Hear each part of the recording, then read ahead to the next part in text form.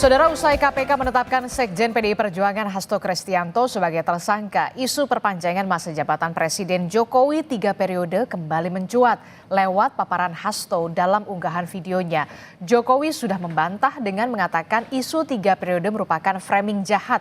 Apa yang sebenarnya terjadi antara PDI Perjuangan dengan Joko Widodo?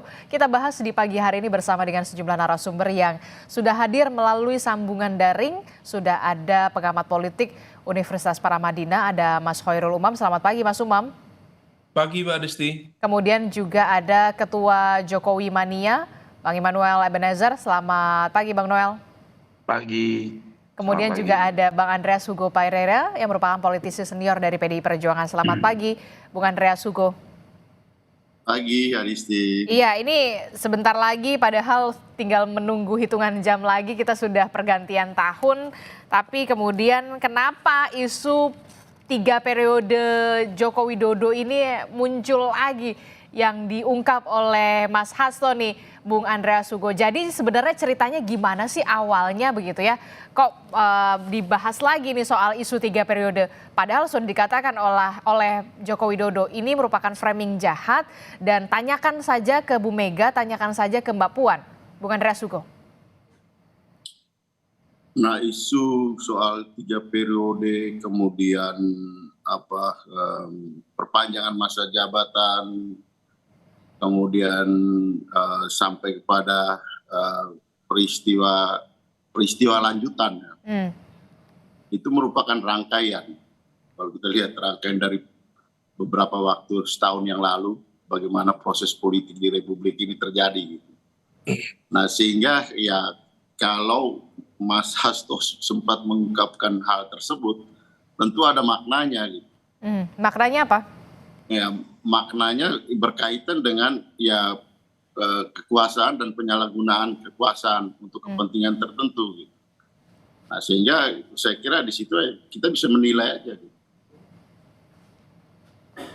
Oke, tapi kalau dikatakan ini adalah salah satu bentuk perlawanan dari PDI Perjuangan setelah Mas Hasto dijadikan tersangka oleh KPK, jawaban Anda, Bung Andreas Hugo?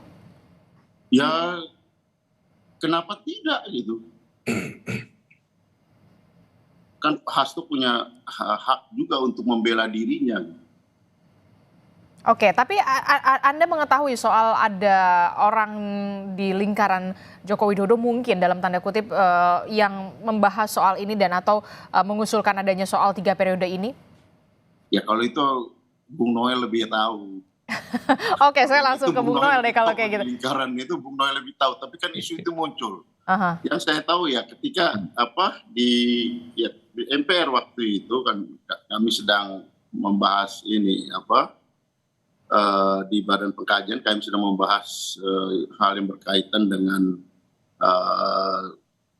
amandemen undang-undang, kemungkinan ada rencana amandemen undang-undang dasar yang berkaitan dengan PPHN. Ya. Ketika itu muncul isu yang berkaitan dengan penambahan masa periode, masa jabatan 2 atau 3 tahun itu. Dan itu kan dibicarakan di publik, kita bisa cek sendiri. Ada yang menyampaikan bahwa itu keinginan masyarakat dengan data dan segala macam itu kan. Siapa sebenarnya Bung Andreas? Itu kan kita bisa cek Anda bisa buka aja gitu kan. Berbagai rekaman-rekaman ini kan yang video-video yang ada kan masih ada banyak itu kan.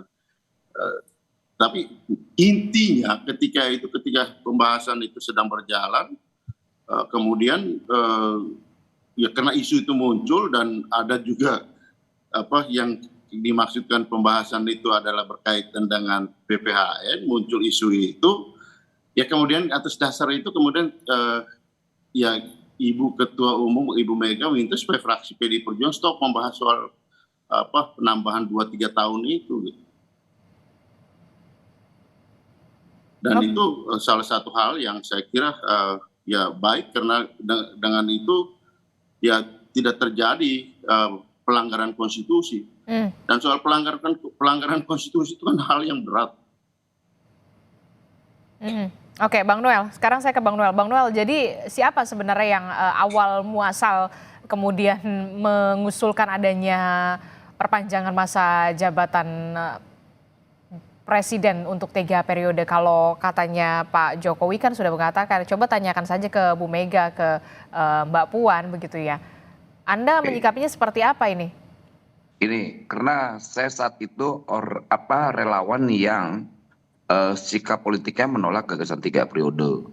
Pertama, kita melihat bahwa ini melanggar konstitusi. Kedua, cita-cita kita aktivis 98 yang membatasi kekuasaan eksekutif sampai 2 periode. Hmm. Dan itu semua terkonfirmasi ketika saya komunikasi langsung dengan Presiden saat itu, Pak Jokowi. Saya tanya beliau, Pak Noel, ini biarin aja, ini orang-orang sesat kok katanya. Ini kan mereka kan ingin menyemburkan saya. Kita lihat aja sampai semana sih orang-orang ini kuatnya. Bahwa saya tetap konsisten pada konstitusi yang saya patuhi dan saya hormati. Itu bahasa Presiden ke saya loh. Gitu. Jadi waktu itu diketawain aja tuh sama Presiden orang-orang ini yang liar-liar ini. Dan saya saksi sejarah untuk hal itu. Gitu loh. Presiden menyampaikan, ini orang-orang ini lucu wacanain. Ini jelas-jelas ingin menjerumuskan saya kok. Dan itu juga dikonfirmasi oleh Presiden. Orang yang menggagas 3 periode adalah orang yang ingin menampar, cari muka, dan menjerumuskan saya. Itu berkali-kali juga Presiden menyampaikan. Kemudian ini dianggap hasratnya Pak Jokowi saat itu, ya menurut saya sih buat lucuan aja. Karena kan saya langsung berinteraksi dengan Presiden. Saya tanya berkali-kali juga, Pak Presiden ini benar gak sih? Mas Noel, saya ini patuh terhadap konstitusi, saya nggak mau melanggar. Gitu. Dan saya menghormati bahwa kemenangan saya ini berkat aktivis 98 juga yang ikut memperjuangkan saya untuk bisa maju di 2 periode ini. Dan saya tidak punya hasrat kekuasaan sedikit pun. Dan saya masih ingat kata-kata Presiden itu. Gitu loh. Jadi saya rasa kalau ketika Hasto bicara tentang gagasan 3 periode, saya juga nolak, kan bisa dicek jejak digital saya. Gimana saya habis-habisan melawan itu. Walaupun kita lihat dulu ya banyak jokor-jokor yang ngaku-ngaku pendukung Jokowi yang akhirnya sekarang nyerang Jokowi berbalik. Jadi kita sih ketawa ini, cek aja latar belakang mereka semua di mana itu. Buzzer-buzzer yang sekarang bilang dinasti Jokowi dinasti lah apalah. Nah orang-orang itu semua kok itu. Makanya kita ketawa aja, kan kita tahu semua siapa-siapa orang-orangnya. Makanya kita berharap Hasto berani dong ungkapin, jangan cuplikan-cuplikan berita. Karena saya saksi sejarah loh, saya masih hidup ini. Saya tahu sekali proses politik saat itu. Karena saya juga tegas-tegasan, saya tolak, saya nggak mau. Saya bilang saya nggak akan mau. Saya ngelawan kawan-kawan saya yang dulu relawan Jokowi, saya tidak mau. Saya waktu itu sendiri, saya terbuang dengan sendiri kok. Nggak apa-apa, saya bilang tereliminasi dalam proses politik ini. Tapi saya konsisten melawan gagasan 3 periode yang sesat ini. Gitu. Dan ini menurut saya kesesatan politik dan kesesatan konstitusi ketika ini dijadikan. Tapi kan apakah masih relevan kita bicarakan tentang gagasan 3 periode? Tidak. Karena kenapa? Hari ini ada presiden yang sudah definitif melalui mekanisme demokrasi terpilih. Jadi ketika kita bicara tentang gagasan 3 periode udah nggak relevan. Ketika itu sebagai wacana biarin aja sih. Nggak ada yang nyalain wacana. Mau wacana 100 periode kayak 200 periode. Kalau bangsa ini punya komitmen untuk menolak gagasan-gagasan di hari itu, ya kita tolak. Dan orang yang menolak pun tidak ada yang ditangkap. Nah, saya orang yang konsisten menolak itu saat itu. Oke, Bang Noel mengatakan adalah orang yang konsisten menolak adanya usulan perpanjangan masa jabatan presiden kala itu 3 periode. Dan menurut Bang Noel, ini sudah tidak relevan lagi nih wacana-wacana semacam ini atau isu-isu semacam ini, Bung Andreas Hugo. Respon Anda? Saya kira Noel tidak salah gitu. Artinya saya tahu waktu itu dia juga menyampaikan itu, dan kami sempat ngobrol soal itu, bahwa itu benar. Tapi kan Noel kan cuma salah satu bagian di dalam lingkaran-lingkaran itu gitu. Iya. Tapi ya bahwa fakta-fakta yang ada kan juga menunjukkan bahwa isu itu juga berkembang. Saya katakan tadi itu kan hanya proses pembukaan saja kan pada waktu itu. Bahwa itu kemudian tidak jadi, kemudian bergeser menjadi tambah 2-3 tahun. Dan seterusnya sampai dengan apa yang kita alami, misalnya ya apa yang terjadi di Mahkamah Konstitusi. Jadi ini sebenarnya perjalanan yang panjang gitu kan di dalam peristiwa-peristiwa politik ya beberapa waktu yang lalu gitu. kurang lebih setahun yang lalu gitu. Dan semua itu kan terekam gitu di jejak digital dan banyak hal juga yang mungkin belum terungkap. Nah sehingga kalau misalnya Mas Hasto menyampaikan itu kan keran pembukanya aja gitu, baru ini cuplikan kecil gitu. Mungkin ya, artinya saya juga belum ketemu lagi dengan Pak Hasto sejak sekian lama karena saya juga baru kembali dari liburan. Nah sehingga memang ya kalau mau bilang peristiwa ada hal-hal yang terjadi di belakang-belakang ini kan saya kira banyak hal yang kita semua juga tahu gitu, dan banyak hal itu hal-hal tersebut menyangkut peristiwa yang penting di Republik ini gitu. Oke, jadi Anda tetap meyakini sebenarnya 3 periode ini memang usulan datang dari memang lingkaran terdekat Joko Widodo, Bung Andreas Hugo? Ini peristiwa itu kan bukan soal 3 periode aja. Tadi apa yang dibilang Bang Hugo itu ada peristiwa lain lagi terkait misalnya perpanjangan, extend. Ketiga itu sampai wacana Jokowi jadi wapres. Jadi ada 3 satu peristiwa politik. Bung Andre tahu sekali dan kita konsisten nolak. Dan PDIP dengan Bu Meganya itu punya komitmen melawan itu. Dan kami bangga lah ya karena PDIP sebagai partai besar bisa menjadi garda terdepan dalam menjaga konstitusi. Dan kita bangga sekali dengan Bu Mega yang punya komitmen terhadap itu, dan juga PDIP, partai besar yang menunjukkan kebesaran ideologinya. Jadi saya rasa ke depan nanti hal-hal kayak begini, misalnya Mas Hasto, ini Mas Hasto kan nih lagi panik-paniknya, lagi sakit perut ya. Ketika di TSK kan, kemudian dia panik, kemudian dia nyerang-nyerang aja udah. Dia bikin orkestrasi, maksud saya gini, sudahlah. Orkestrasi ini hentikan, jangan seret-seret yang hal-hal yang tidak substansial, yang akhirnya malah membuat dia makin pusing. Gini, semua biasanya pejabat-pejabat partai ketika menjadi TSK itu teriak-teriak tuh, akan saya bongkar, saya bongkar. Pas udah pakai baju orange sakit perut tuh lupa. Udah fokus terhadap kasusnya aja. Jangan seret-seret partai besarnya, partai ideologis ini. Jangan seret-seret yang atasnya lagi Bu Mega, karena nanti orang akan ngebongkar. Apa sih kaitan Harun Masiku? Nanti akan orang menyampaikan, oh iya ada korelasi nggak dengan Hatta Ali? Oke. Lantas ada nggak kaitan dengan Samsur Nur Salim? Ada nggak ya kaitan dengan misalnya BLBI? Ini akan kebuka semua nih. Gitu. Kemudian nanti orang bilang ini, loh kok Hasto bicara tentang perjuangannya mirip kayak Bung Karno. Bung Karno bicara tentang ideologi. Bung Karno bicara tentang kemerdekaan bangsa ini. Tidak bicara tentang bagaimana orang yang sedang memperjuangkan posisinya untuk ke DPR sampai orangnya harus di PAW. Gitu loh. Dan ini kan lucu. Kita lihat Harun Masiku itu, harus lihat sejarahnya. Harun Masiku itu hanya punya suara 5.800 sekian. Dan di bawah-bawahnya itu masih ada yang lebih tinggi-tinggi lagi. Artinya apa? Yang diperjuangkan Hasto itu soal keadilan nggak ada, nol ngomong. Bung Noel. Coba Hasto fokus saya terhadap kasus hukumnya. Jangan ngebargaining. Pertama itu jangan mengintimidasi penyidik. Semakin Hasto ngeluarin, itu semakin kita tunggu. Kita mau sebanyak-banyaknya lah keluarin. Kita mau tahu. Tapi ingat, status tersangkanya Hasto tidak akan pernah merubah. Dan sikap KPK penegak hukum harus kita hormatin. Dan saya rasa ini baik buat bangsa ini ke depan. Baik, sampai di situ dulu, tahan dulu Bung Noel. Kalau Bung Andreas Hugo, kalau Bung Noel mengatakan ini salah satu bentuk kepanikan dari seorang Hasto Kristianto sudah ditetapkan menjadi tersangka, Bung Andreas Hugo.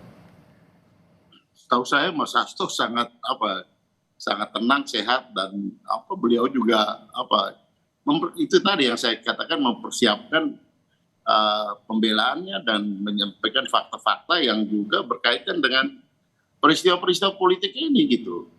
Ya kan itu kan hal yang beliau ungkapkan gitu. Sebagai sekjen saya kira Pak Hasto juga tahu banyak hal gitu, yang mungkin juga tidak diketahui orang-orang lain, termasuk saya, termasuk Bung Noel, termasuk banyak orang gitu kan. Jadi saya kira hal seperti ini ya kalau peristiwa yang berkaitan dengan tuduhan terhadap Pak Hasto yang kemudian ditersangkakan, itu kan juga peristiwa masa lalu gitu kan. Peristiwa masa lalu yang juga sudah mempunyai kekuatan hukum tetap, yang di dalam, kalau kita lihat dari peristiwa hukumnya sudah banyak didiskusikan itu di berbagai kanal media sosial maupun di diskusi-diskusi yang lain. Oke, jadi bukan bentuk Jadi sebenarnya, kepanikan seorang Hasto Kristianto ya setelah ditetapkan sebagai tersangka. Peristiwa-peristiwa ini kan peristiwa yang lalu kemudian diungkit-ungkit lagi gitu kan. Oke. Jadi ya itulah situasi yang kita hadapi saat ini. Oke, saya ke Mas Kalau Umam. Hasto juga menyampaikan sesuatu yang penting untuk diketahui di Republik ini, saya kira tidak ada salahnya, dia pun punya hak untuk itu. Oke, Mas Umam, saya ke Mas Umam dulu, Bung Andreas Sugo dan juga Bang Noel. Mas Umam, apa sebenarnya yang terjadi kemudian setelah penetapan seorang Sekjen PDI Perjuangan Hasto Kristianto, kemudian barulah kemudian ada soal dokumen rahasia yang kemudian ingin dibongkar dalam tanda kutip dibawa ke Rusia, kemudian ini juga isu perpanjangan masa jabatan presiden 3 periode yang kemudian kembali mencuat. Jadi sebenarnya dari segi politik, dari sisi politis, apa sebenarnya yang sedang terjadi? Iya Mbak Adisti, saya pikir ini adalah bagian dari aksi reaksi dalam konteks komunikasi politik antar elit yang per hari ini tampaknya memang sedang mengalami sebuah turbulensi yang cukup sensitif. Kalaupun kemudian Pak Hasto sebagai sekjen partai besar yang kemudian sekarang ditetapkan statusnya sebagai tersangka oleh KPK dan kemudian dalam momentum klarifikasinya kemudian menyampaikan ada isu-isu terkait dengan konteks kasus, kemudian tadi ya mencoba untuk mengungkit lagi terkait dengan jabatan 3 periode dan lain sebagainya. Maka itu mempertegas bahwa garis konflik yang terbangun sebenarnya salah satunya adalah antara Pak Hasto dengan Pak Jokowi. Artinya secara tidak langsung Pak Hasto dalam konteks ini ingin mengatakan bahwa ada operasi politik yang kemudian bekerja, yang sedang berjalan di balik penetapan beliau sebagai tersangka di KPK. Itu adalah sel-sel kekuatan yang terafiliasi kepada Pak Jokowi. Nah, oleh karena itu ini yang kemudian secara tersirat tergambar dalam statement-statement itu dan serangan itu dialamatkan kepada Pak Jokowi dan Pak Jokowi sendiri juga tampaknya merasa gusar sehingga kemudian perlu melakukan klarifikasi secara langsung atas statement dari Pak Hasto itu. Nah, tetapi kalau misalnya memang kita cermati di momentum sejak 2021, jadi momentumnya bukan hanya sekali, itu rangkaian dari 2021, 2022 sampai di 2023, diakui atau tidak, memang ada mesin politik yang bekerja, mengorkestrasikan bagaimana kemudian ide 3 periode, ide untuk penambahan masa jabatan presiden itu bekerja. Dan spektrum dari instrumen politik itu cukup beragam. Mulai dari statement-statement ketua umum partai. Ingat, ketua umum partai itu adalah pemilik saham politik yang sangat besar bagi negeri ini. Kalau mereka setuju, maka dihitung saja dalam pengambilan keputusan di DPR, di MPR misalnya, dalam konteks perubahan undang-undang dasar, itu memungkinkan. Dan dalam konteks mobilisasi kekuatan politik, itu memungkinkan terjadi. Dan di saat yang sama, terakhir di momentum 2023, kita masih ingat bagaimana misalnya ada putusan pengadilan negeri di tingkat Jakarta Pusat yang kemudian menginstruksikan untuk menghentikan semua tahapan pemilu. Dan itu disinyalir kuat. Itu adalah bagian dari upaya grand design besar untuk melakukan perpanjangan 3 periode ini. Artinya, ini bukan hanya mesin politik, tetapi juga sudah masuk dalam ranah independensi kehakiman yang kemudian seolah dimainkan sedemikian rupa dan ada yang menjalankan itu semua. Nah, ini yang kemudian memunculkan banyak spekulasi. Memang PDIP kita apresiasi cukup firm dalam bersikap terkait dengan hal ini. Pak Jokowi juga sama, secara publik juga menyampaikan beliau tidak memiliki keinginan dan akan taat konstitusi, meskipun taat konstitusi itu kemudian bisa dimaknai ganda. Karena kalau misal konstitusi itu berubah, maka ya presiden kemudian akan taat pada konstitusi. Persoalannya kemudian siapa yang mengambangkan ada operasi kekuasaan yang kemudian mencoba untuk mengutak-atik undang-undang dasar terkait dengan konteks kekuasaan 3 periode, sehingga kemudian begitu nanti terjadi perubahan, maka akan ada yang menikmati perubahan itu. Nah, ini yang kemudian masih memunculkan misteri siapa saja elemen-elemen yang melakukan itu, tetapi saya pikir ini bukan sebuah misteri besar karena aktor-aktornya juga masih ada.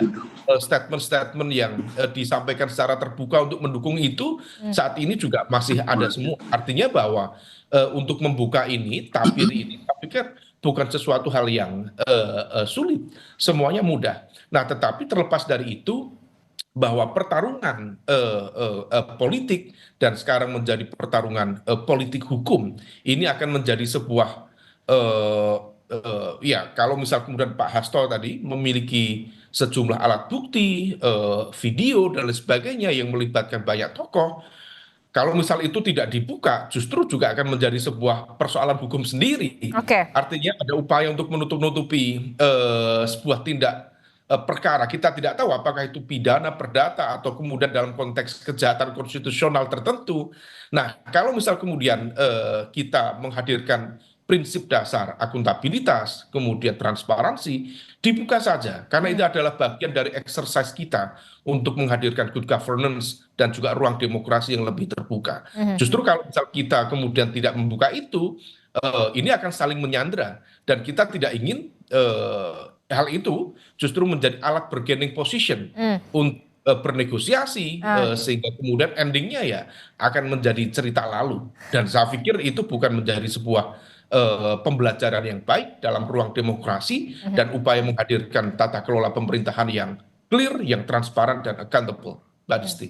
Nah, jadi sebaiknya ketika memang soal isu 3 periode kembali mencuat, kemudian bahkan yang melibatkan juga Bu Kony yang mengatakan dokumen rahasia dan segala macam dugaan skandal dengan melibatkan sejumlah tokoh begitu ya sampai dibawa ke Rusia, ini sebaiknya ya dibongkar saja supaya benar-benar transparan, benar-benar ada pemerintahan yang kemudian baik begitu ya. Jangan sampai kemudian ini jadi alat tawar-menawar, bargaining position kalau menurut Anda, Mas Umam. Iya, karena seringkali di dalam konteks pertarungan kekuasaan itu kemudian berakhir pada negosiasi dan kompromi. Dan negosiasi dan kompromi itu didasarkan pada satu prinsip apa yang sering disampaikan Bang Andreas dengan background international relations itu. Bargaining dalam konteks ini itu balance of power. Balance of power itu dihadirkan untuk memunculkan dilema. Nah, dilema-dilema ini yang kemudian membuka ruang negosiasi. Kita tidak ingin satu hal, satu kasus, satu konteks persoalan tertentu, kemudian dimunculkan kasus yang lain yang sifatnya itu sebenarnya bukan untuk membuka, tetapi untuk bernegosiasi. Dan saya pikir itu dalam konteks pertarungan politik seringkali terjadi.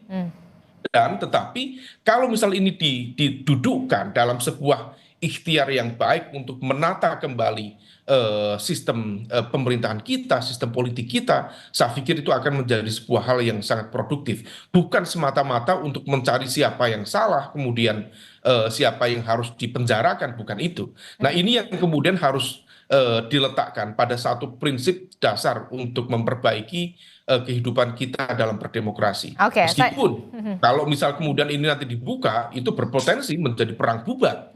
Karena kalau misal Mas Hasto membuka fakta-fakta itu, Mas Hasto juga akan dijadikan sebagai dalam tanda kutip pesakitan dan tidak menutup kemungkinan akan memunculkan reaksi yang lebih besar yang kemudian akan saling menyandra satu sama lain.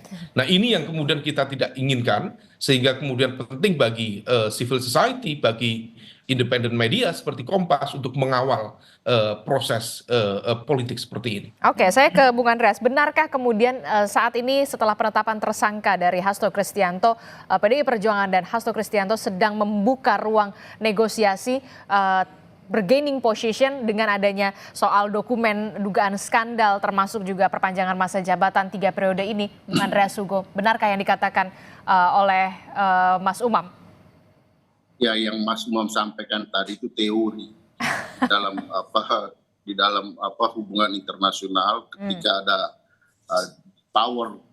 dua power yang sedang bertarung, terutama di masa perang dingin dulu, untuk menciptakan suasana tetap damai, ya dicarilah jalan keluar negosiasi posisi bargaining power untuk kemudian terjadi balance of power sehingga tidak terjadi konflik.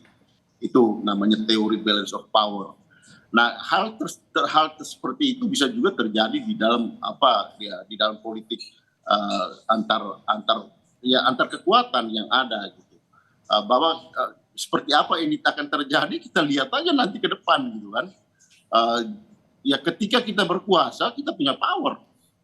Tapi ketika kita tidak berkuasa lagi ya itu kan menjadi powerless gitu kan. Dan ketika powerless itu kan banyak orang yang kayak dulunya diinjak-injak, dulunya ditekan-tekan, dulunya diintimidasi, dia akan berteriak. Dan itu bukan tidak mungkin merugikan yang tadinya powerful, yang kemudian powernya berkurang ketika tidak berkuasa lagi gitu kan. Nah itulah situasi yang bisa terjadi gitu kan. Dan sangat mungkin itu terjadi di dalam proses politik yang ini bukan hanya masalah hukum, ini politik hukum yang ada di Republik ini yang sekarang terjadi. Kita semua tahu bahwa masalah-masalah ini kan tidak di balik masalah ini bukan hanya masalah hukumnya. Jadi saya kira apa yang disampaikan Mas Umam tadi betul secara teoritis betul dan bukan tidak mungkin itu terjadi gitu kan. Secara teori itu tadi, memang ada, tapi kemudian PDI Perjuangan apakah saat ini yang kemudian ada upaya untuk membuka ruang negosiasi? Saya tidak perlu menyampaikan ini di dalam politik hukum semua itu bisa terjadi. Dalam arti apa? Itu tadi gitu. Ketika antara power dan power yang tadinya powerful gitu, tapi kemudian ketika powernya berkurang, dia tidak berkuasa lagi, terjadi keseimbangan baru gitu. Dan itu bukan tidak mungkin itu akan terjadi konflik. Dan kalau untuk mencegah konflik itu orang kemudian dia mencari solusi dengan balance of power. Gitu. Bahwa itu memecahkan masalah itu tidak. Saya kira masyarakat yang akan menilai apakah kita perlu kemudian hanya karena terjadi balance of power kemudian ya meredam situasi, menutup yang lain. Ataukah kita membuka itu ya kepentingan misalnya kepentingan pengamat, masyarakat, civil society, mungkin ya lebih baik kita buka dan konflik, nggak apa-apa konflik. Oke, baik. Ini kan bagaimana sudut pandang kita melihat persoalan. Oke, Bang Noel.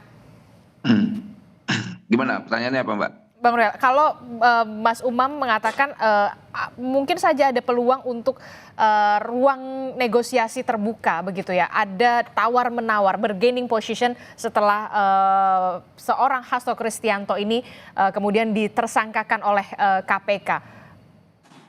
Ya, jangan sampai kemudian ada saling menyandera di sini.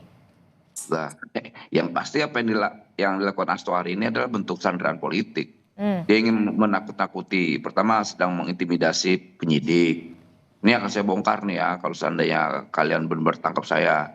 Kedua, analisa saya, sebetulnya dalam persoalan ini ada yang perintah saya loh. Dia mau narik-narik orang lagi nih. Entah siapa yang ditarik lagi nih. Ketiga, ya tadi saya bilang, coba ingin bargaining posisi TSK-nya. Nah, dengan kondisi seperti ini, kan dia coba menyampaikan ke publik bahwa saya punya puluhan rekaman video terkait skandal, melebihi dari skandal Watergate di Amerika. Ya dibuka dong, kan kita sedang menunggu itu, gitu loh. Kita menunggu itu, jangan diancam-ancam, rakyat ini jangan diancam-ancam, penyidik kita jangan diancam-ancam. Jangan kasus tersangkanya menjadi bargaining politiknya dia. Nah ini kan persoalannya sekarang ini, itu kan persoalan ranah pribadinya. Gitu. KPK penyidik itu tidak melihat ini partai atau A atau B. Ya kejahatan itu ya kejahatan dia pribadi. Gitu loh. Jadi ya kita tunggu apakah si Bung Parno ini, paranoid ini udah kan paranoid sekarang dia. Makanya saya panggil Bung Parno. Gitu, dia mau nyamakan Bung Karno yang orang punya gagasan besar dengan orang yang bicara hal yang kecil ini. Jadi saya rasa Bung Hasto udah fokus terhadap kasusnya.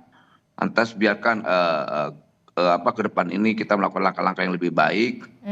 Alangkah baiknya tadi yang diutarakan senior saya Bang Hugo, ya kita bicara ke depan aja. Memang dalam sebuah teori untuk menciptakan perdamaian, ciptakan perangai dulu gitu loh. Itu biasa. Kemudian coba ingin menegosiasikan kasusnya, kita kan tahu isi-isinya apa aja gitu loh. Ya yang jelas salah satu isi dari negosiasi itu adalah coba menghindari Hasto dari tersangka. Penyidik saya yakin semakin Hasto membuka dokumen-dokumen yang dia miliki itu semakin suka penyidik tanpa mengesampingkan statusnya sebagai tersangka. Bikinnya sebanyak-banyaknya, tapi kan aneh. Masa korupsi bisa divideoin sih? Di mana di Republik ini kayak bikin sinetron gitu. Emang bisa korupsi di videoin? Yang saya khawatirkan nih, dia hanya mengambil cuplikan-cuplikan berita. Berita A, berita B dikumpulin ini loh, buktinya berita A, B dibuktikan gitu loh. Di sisi lain, aktor yang sebenarnya korupsi itu nggak tahu, karena nggak mungkin korupsi itu bisa diketahui gitu loh. Dan cuma penyidik dong yang bisa melakukan itu, dan penyidik pun biasanya mereka memiliki standar operasional tersendiri ya, terkait misal barang bukti dan sebagainya. Jadi Mas Hasto udah fokus lah kasusnya, jangan narik-narik, nanti orang akan melihat dia makin nggak berempati. Biasanya kan ketika ada negara melakukan kezoliman terhadap warga negaranya, ada pemberontakan tuh rakyat. Nah kali ini nggak ada, rakyat ngeliat cuek-cuek aja Hasto, itu mau ditangkap kayak mau apa, nggak mempengaruhi perut rakyat, gitu loh, nggak mempengaruhi orang yang di pinggir jalan sana. Oke, baik Bung Noel. Saya berharap Hasto harus nangis seperti yang dulu-dulu tuh, kan dia suka nangis tuh, coba nangis dong Hasto dong. Silakan Bung Andreas Hugo. Bung Andreas, jangan-jangan dokumen-dokumen yang dikatakan oleh Mas Hasto dan juga Bu Kony yang ada di Rusia ini hanya cuplikan-cuplikan yang ada di media sosial yang sudah ramai sebelum-sebelumnya. Kalau menurut Bung Noel, kalau yang Anda ketahui bagaimana Bung Andreas Hugo? Benar nggak nanti akan benar-benar akan dibongkar pada saat waktu yang tepat? Ya, Adis, Anda tidak usah memancing saya. Dan kalaupun saya tahu, saya tidak akan menyampaikan itu. Gitu. Dalam arti apa? Ya kita tahu. Yang saya ketahui ya Hasto ada di dalam posisi yang penting. Ya sebagai sekjen partai, dia juga tahu banyak hal. Jadi bukan cuplikan-cuplikan yang ada di media sosial yang sudah ramai ya? Anda bisa pastikan itu? Saya tidak perlu menyampaikan itu, Adisti. Tapi yang saya tahu, dia pasti juga tahu banyak hal yang tidak diketahui orang. Ya itu saya bisa pastikan. Jadi kalau misalnya Mas Hasto menyampaikan itu, ya itu tadi kita lihat aja nanti. Kalau tadi Noel bilang ya dia parno atau Mas Hasto itu tidak takut kok berhadapan dengan situasi seperti ini. Dia malah menjadi lebih tegar lagi di dalam situasi ini. Jadi kalau mau bilang ini udah hal yang biasa gitu di dalam perjuangan gitu. Buat PDI Perjuangan ya kalau tadi bilang orang mungkin takut, orang tidak mau membela dia atau rakyat cuek sama situasi seperti ini.